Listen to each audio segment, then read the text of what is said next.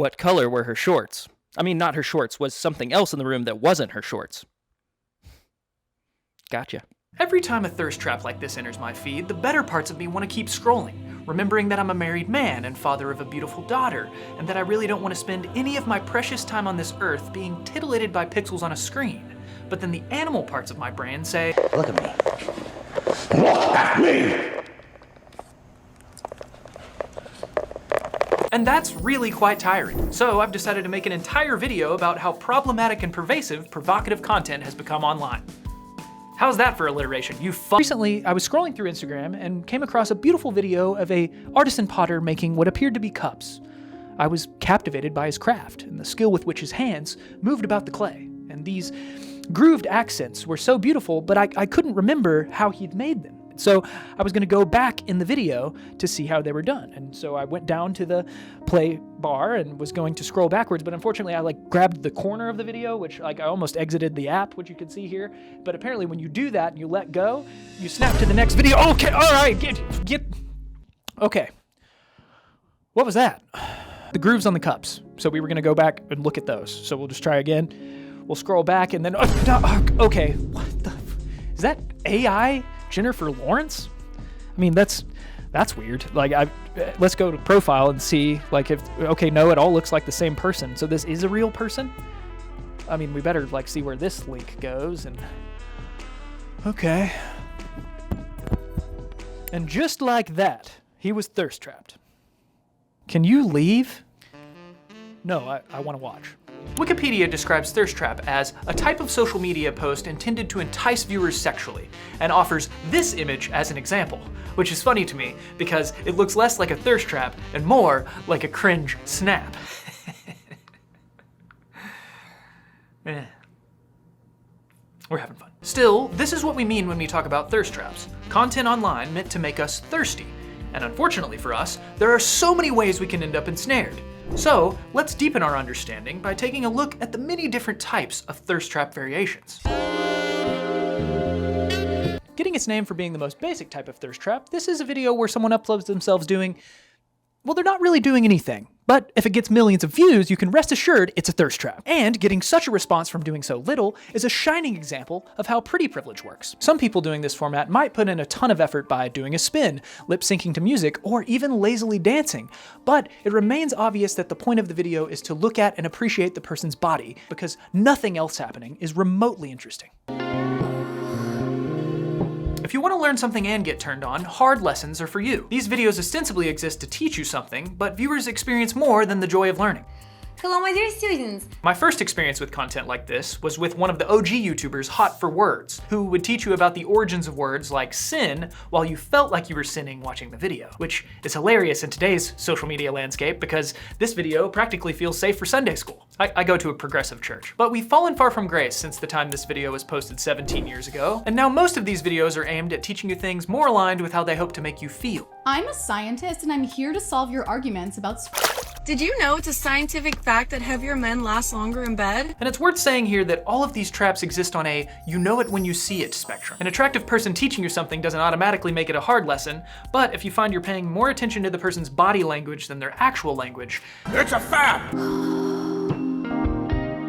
This thirst trap is intended to take you to a more expensive and explicit site. And while any trap can get you clicking links in bios, for it to classify as a link in bio hazard, it has to more intentionally call out the kind of work the creator is involved in. We're mattress actresses. Of course our body count's over 200. She slept with over 200 people, which is more than the cognitive limit for the amount of people that you can have any kind of a relationship with. Anyway, if you want to know where she does her mattress acting, you can find out at the...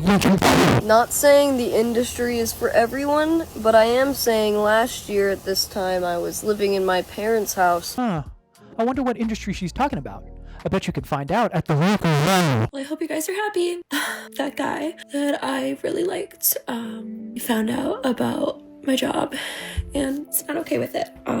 I was just waiting to tell him because I wanted him to get to know me, not my persona online. So single forever, I guess. God, that is really sad. And she seems genuinely upset. And look, I don't know what kind of work that she's involved in, but what I do know is that she needs our support during this time. And I bet that we can give it to her in the This type of content gets its name from me participating in a modern form of superstition in which I don't want to say the word, so I'm saying corn instead, and the cob represents social media. This type of trap is characterized by being too much for me to show you here and leaves me wondering how it's on social media at all. Do your terms of service mean nothing? Also, just to prepare you, I'm going to be saying corn in lieu of, the whole video. Because I don't want to get demonetized, but it might happen anyway. And so, if you want to support me in the event that something like that happens, I have made a Patreon. You can find it at the...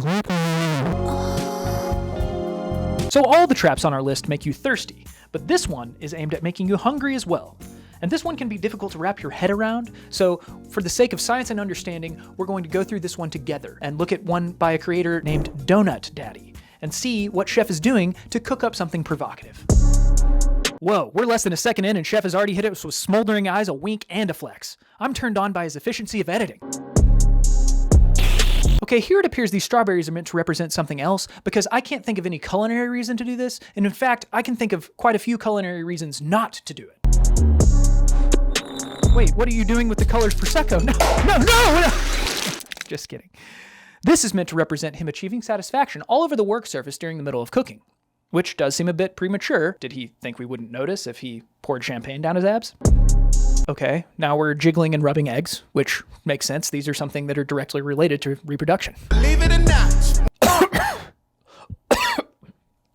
All right, now he's got me thinking about these different things as different bodily fluids, and the color inconsistency of this one I don't like. Daddy's cream cheese? What are we doing here, guys? This is disgusting. You guys are sick. I just pulled up in the coupe. I just be dumbing out shit. Oh God. I just don't need to recoup. B.I.G. give me the loot. Now give me the loot. Believe it or not. Chef, what are you doing to my cup of joe? You just threw a lady finger in there and then you put your man fingers in it.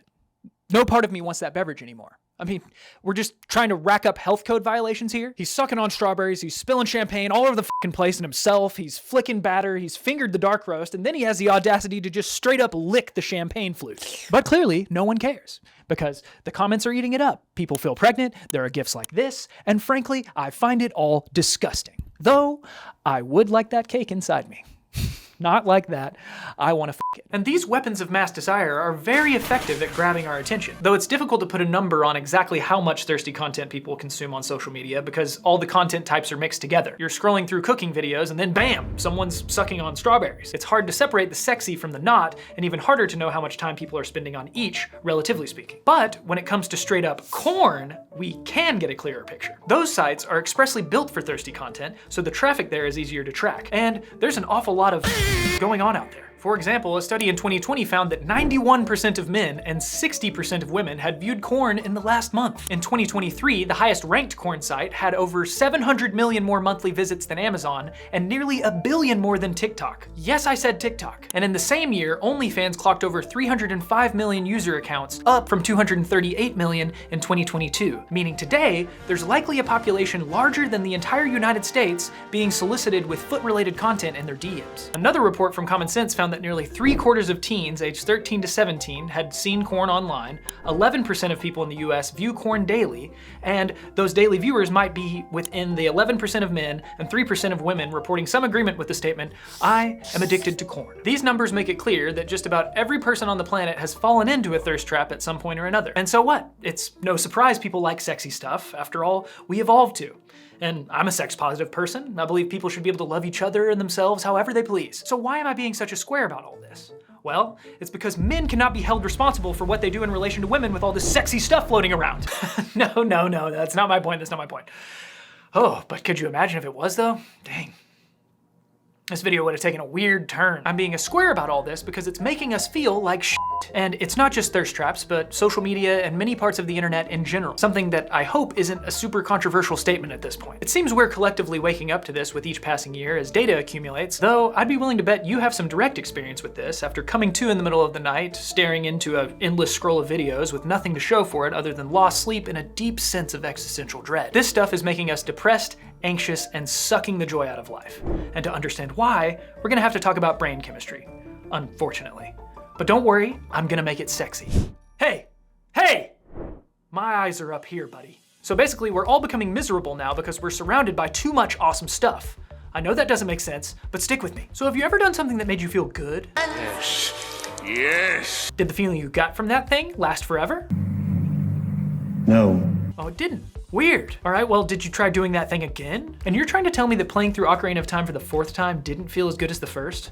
But it's arguably the greatest video game of all time. Kings of old had no pleasures available that could rival breaking Epona out of Lon Lon Ranch for the first time and galloping across Hyrule Field. You got used to a pleasure like that?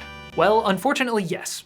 Of course you did. We get used to all the pleasures life has to offer, thanks to our brain's efforts to maintain homeostasis, or balance. Just like our body sweats or shivers back to a temperature set point, our brain takes action to bring us back to center when we experience pleasure or pain. And while it sucks our brain won't let us feel pleasure permanently, it makes sense from a survival perspective. If the pleasure of eating figs in the sun never left, and we just laid around feeling eternally content, humans wouldn't have lasted very long.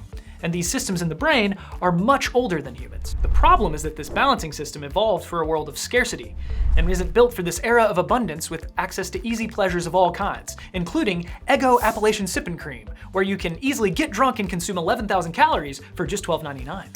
How do you feel about breakfast for dinner, sweetie? Or what if we had alcohol for breakfast? I'm worried about you, Earl. And when we keep hitting the pleasure buttons available to us at all times in the form of junk food, the internet, video games, thirst traps, and corn, or whatever else tickles your fancy, our brain acclimates to it and says, okay, this level of pleasure is the new norm. And the pleasure-pain balance in our brain gets weighted to the side of pain, so that it takes the same amount of pleasure just to feel normal, and it takes less pain to feel bad. In fact, it just takes stopping the constant drip of pleasure to feel bad. This process of acclimating to pleasures and needing more of them to get the same effect is called tolerance. And it's what causes someone who used to enjoy a splash of Irish cream in their decaf after dinner to eventually consume Eggo Appalachian Sippin' Cream for breakfast to get the same rush. No, I'm not letting this go. This is the culinary equivalent of ripping dabs off a titanium nail welded to a dirt bike muffler. Tolerance plays a key role in the addiction process, and the chemical in our brain driving that process is dopamine, something you may have heard a podcast bro talk about at some point. Why don't we start with dopamine itself? So let's talk about dopamine. The subject matter of dopamine. When people say dopamine, because you hear it all the time, right? We have to get the dopamine in check. This idea of dopamine. You could have a lot of dopamine hits throughout the day, but still feel numb. Dopamine is the chemical in your brain making you want things. Important things like food, water, love, a more developed chest. No, not that kind. That kind. There. I want his body. No, not like that. No, I want my chest to look like his. I want that kind of build.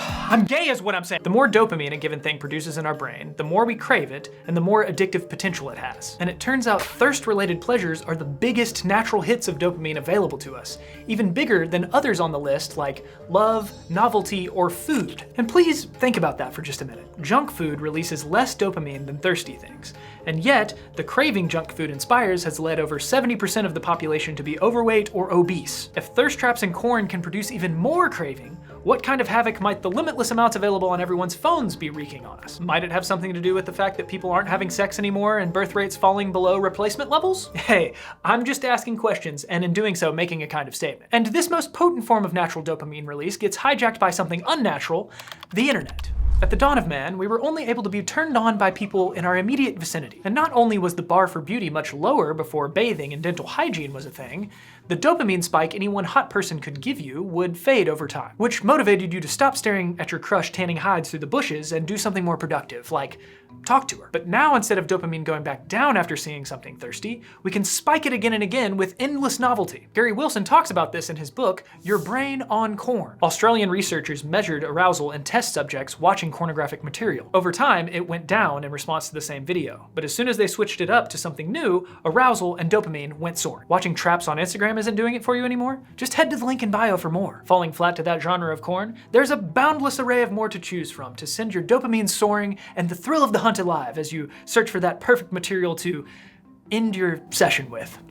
And this kind of session where one goes deep down into the infinite stream of explicit excitement, keeping dopamine sky high for hours at a time, is called gooning. And the fact that our culture has created a word for this behavior that's so well known says something about its prevalence, and it's something that makes thirsty things in the age of the internet uniquely dangerous. Dopamine can stay elevated with inexhaustible novelty, and there's almost no physical limits on how much you can consume. Eat too much food and you'll get sick, too much booze and you'll pass out, too much weed and you'll meet God, but with thirst, the only thing limiting your consumption is your Wi-Fi connection, your need for bathroom breaks, and how long you can comfortably sit in your gaming chair. And while you're able to limitlessly consume, your brain is doing that work of homeostasis, trying to balance you out and moving your pleasure-pain balance further and further and further to the side of pain in hopes that it will motivate you to get out of your gaming chair and do something else. But at this point, nothing feels good. Your brain adjusts to the gooning state. Anything delivering less dopamine and reward chemicals to the brain is pain. And gooning is the new normal that only eliminates that pain for a little bit. Unfortunately, even when the substance of addiction doesn't feel good anymore, you still crave them intensely, thanks to something dopamine helps create called cues. And if you've ever heard of Pavlov's dog, this is the same kind of thing. When Ivan Pavlov served his dogs food, he noticed they would salivate, leading him to run the now famous experiment where he rang a bell when he served them food, leading the dogs to eventually salivate at just the sound of the bell. The same thing happens to us when we see a cheese stretch or sexy stretch. Not that cheese stretches aren't sexy, I mean, just look at that. My God. You see something like that and suddenly you're craving Taco Bell cheese sludge or a dive into the link in bio. And thanks to dopamine and the way that it rewires your brain, the more that you've indulged in and enjoyed either of those things, the more intense those cravings will be. This is because the cues dopamine creates are like memories of the joy and pleasure something used to create, even when that thing doesn't give you that same amount of pleasure anymore. So we crave the thing intensely, only to do it and find it a letdown, and are left pursuing it in more and more extreme versions to catch that high again that we remember, while everything else in life loses its luster because it releases so much less dopamine by comparison, and thus, the cycle of addiction is complete. So, thirst traps are addictive, and like anything addictive, they have the potential to ruin your life. And if that sounds dramatic, please just go check out the NoFap subreddit to see real stories of people drowning in thirst, and thankfully also finding recovery. And it's once you realize their addictive and problematic nature and start to avoid thirst traps that they become exhausting. And that's thanks in large part to short-form video platforms like TikTok, Instagram Reels, and YouTube Shorts. This is the Appalachian sip and cream of content. It's bad for us, full stop. I'm going on record saying we need a Surgeon General's warning at the beginning of every swipe session that says it's addictive. And this kind of content is making it so much harder to disengage with anything that you don't want to consume. On these platforms, you don't select what you're watching consciously. You swipe as the algorithm tests you, watching your every move to see what they can serve you to keep you on the platform longer, making them money. Now let's say you're a person who wants to avoid thirst traps because of a bad relationship with them. You find yourself swiping and get hit with something thirsty. And then this acts as one of those cues that we talked about earlier, leading to intense cravings, which makes you linger on it just a second too long, and guess what the algorithm notices? And now guess what it's gonna serve you more of. And in that way, these algorithms are acting like malevolent drug dealers who are sneaking you hits to get you back on the sauce. And that's my biggest issue with this type of content. It's almost entirely removed our ability to consciously decide what we watch, and that's not enhancing us like good technology should, it's lobotomizing us. I also don't think it's a coincidence that even though the term thirst trap entered the chat in 2011, it took until 2018 to go mainstream, just 1 year after TikTok hit the scene. Swiping into a thirst trap made the trap part of the word hit different, as they were sprung on us during a stream of dudes building cabins with no power tools explaining stoicism. You were calm, you were safe, and suddenly, the result is an online environment that requires constant vigilance and the ability to swipe in an instant to keep your feeds free of anything you don't want there, and maintaining that vigilance wears you down. Meanwhile, the algorithmic machines we're up against tire at nothing to keep us on their platforms. It's a battle we're going to lose most of the time, unless we don't open the app. In high school, I was at a party, and I remember being offered a hard substance by a guy who was telling me that I should try it because it's awesome and I would love it. And I ended up turning it down, thankfully. Not because I disagreed with him, but because I agreed with him. This was something that people were willing to ruin their lives over, and if that's the case, it must be pretty good. I wasn't worried about not enjoying it. I was worried about enjoying it too much at the expense of everything else. That's the paradox here. Something too good can be bad. And the internet is that in many ways. The book Dopamine Nation quotes Dr. Tom Finucane, who says we are like cacti in the rainforest, with brains adapted for scarcity that are now flooded with abundance. And now, instead of high school kids offering me up addictive substances, I live in a world where powerful corporations offer them to me within finely tuned algorithms built to be addictive in and of themselves. and I haven't been as good at saying no. But once you wake up to what's happening, you regain the ability to take control. So if you're like me and find thirst traps exhausting, stop watching short form video, where you can be assaulted with one at any point and not decide to watch it. At least you maintain your agency with other forms of media. And you know what would be really good is to just put down your screens for a while and touch grass. Even though my success here depends on you not doing that, at least while you're watching this. So just finish watching this and then go do that. That's a joke no other YouTuber's ever made before. But if you do all that, not only will you get to lay down the effort of resisting that inside you, you'll get to move that pleasure-pain balance back towards the side of pleasure so that you can enjoy the little things in life again. A sunset, a conversation with a friend, or that morning dump after your first cup of coffee. All right, guys, thanks for watching. I'm guessing this video is gonna get demonetized because I said things like corn and dopamine and Eggo Appalachian sipping cream. But honestly, I don't wanna limit myself to only talking about things advertisers find attractive. I want to be able to talk about people posting sexually attractive things online and it being problematic. And maybe other things that might be a few degrees away from couth. So if you'd like to help me keep making things like this and not have to pitch a shady gambling operation to fund it, I've set up a Patreon page where you can support me directly. I'll be posting behind the scenes content there. I'm gonna set up a Discord that you can get access to so that we can communicate and live that dream of the internet where we can have community. My dog is barking over there. See, I'll even post photos of him. And you guys can tell me how to get him to stop barking. Be great. Your support would mean the world to me, legitimately. It would be, honestly, I've just set this up, and so I fully expect it would be wild to me if any of you did it. It would mean so much, and it would be crazy. It's probably just gonna be my mom. She might throw a couple dollars my way. Boy, would that be depressing. You know what? Shouldn't be saying this right now. All right, that's it. Thanks for watching. Go out, touch some grass, put your screens down. Don't watch short form video. And if a cabin building stoic with abs does cross your feed, remember, send me a link.